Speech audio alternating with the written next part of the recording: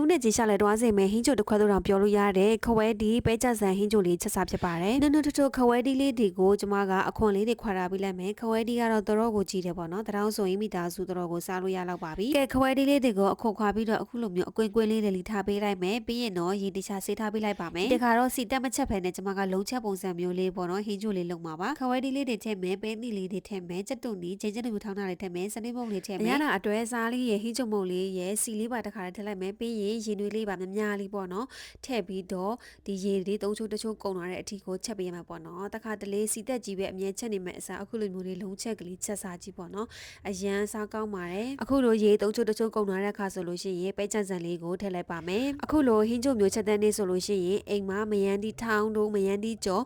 ငါချောက်ကြော်တို့နဲ့တွဲစားမယ်ဆိုလို့ရှိရင်လည်းအရန်ကိုလိုက်ဖက်ပါတယ်ကဲဒါဆိုရင်ကတော့ထမင်းစားလို့အရန်ကိုမမိန်စီတဲ့ခဝဲဒီပဲကြဆန်ဟင်းချိုလေးရပါပြီရှင်